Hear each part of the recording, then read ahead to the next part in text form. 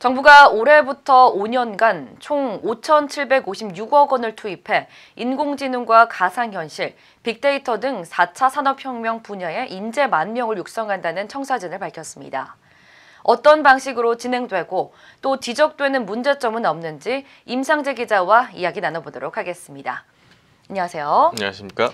네, 정부가 이노베이션 아카데미를 개설해서 미래 핵심 기술 전문가를 육성한다고요?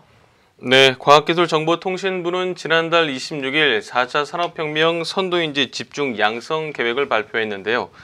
이름만 놓고 보면 굉장히 거창합니다.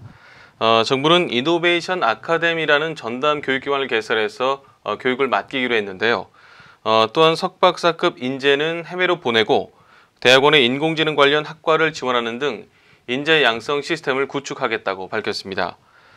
당장 올해부터 전공과 대학 졸업 여부와는 상관없이 희망자 500명을 선발해서 소프트웨어 전문가 교육을 시키고 매년 450명의 석박사들을 해외 유명 대학이나 연구소에 보내 연구를 지원할 계획입니다. 네, 그렇군요. 이노베이션 아카데미는 프랑스의 교육 모델과 비슷하다고 들었습니다.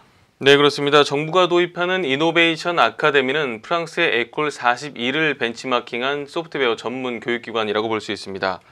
에콜 42는 프랑스 IT 기업 프리모바일의 창업자 자비에 니엘이 지난 2013년 사비로 설립한 곳입니다. 매년 1,000여 명의 소프트웨어 전문 인력을 배출하는 곳으로 알려져 있는데요. 우리 정부는 1,800억 원의 예산을 들여서 서울과 수도권에 한국판 에콜 41을 운영할 계획입니다.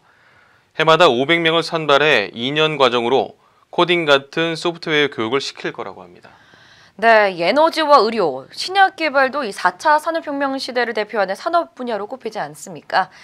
이 분야에 대한 인재 양성도 필요할 것 같은데요. 네, 맞습니다. 그 부분도 살펴보면 미래 자동차와 드론, 에너지와 신약 개발에도 석박사급 인재 2,250명을 해외 유명 대학이나 기업, 연구소에 보낼 계획을 밝혔습니다.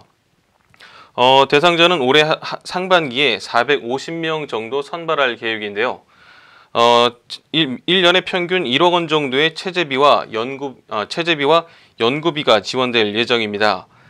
예를 들어서 해외 대학의 AI를 연구하는 박사과정 학생이나 구글 인턴십에 합격한 석사 학생이 지원하면 선발 과정을 거쳐서 정부가 돈을 지원하는 방식입니다. 이 밖에도 올해 세계 대학을 선정해서 AI 대학원을 신설하는데요. 이런 AI 대학원 3곳은 각각 올해 하반기에 신입생 20명을 뽑고 2020년부터는 정원을 40명까지 늘릴 계획입니다. 네, 이 4차 산업혁명 선도 인재 집중 양성 계획.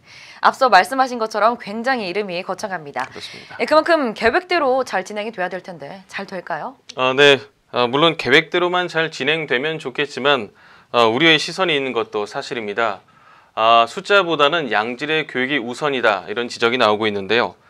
당장 이번 발표의 핵심인 이노베이션 아카데미의 경우 아직 교수진과 교육 과정에 대한 검토가 미진한 상태입니다. 올해 상반기에 대학 등 교육기관을 상대로 공개 모집 절차를 진행하고 9월까지 학생 모집을 완료한다는 일정 정도만 나와 있는데요. 딱 봐도 일정이 구체적이지 못하다는 비판을 피하기 어려워 보입니다. 또한 중복 재탕이라는 지적도 있는데요. 실제 이미 고용노동부가 올해 서울대와 고려대 등 14개 교육기관과 함께 4차 산업혁명 선도인력 양성 사업을 시작했는데요. 여기에 또 지난 5월 대통령 직속 4차 산업혁명위원회는 2022년까지 2조 2천억 원을 투자해서 AI 인재 5,000명을 양성하겠다고 공언한 바 있습니다.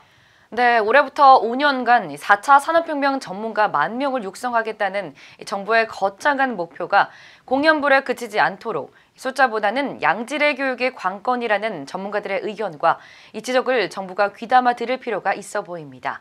지금까지 임상재 기자와 이야기 나눠봤습니다. 고맙습니다.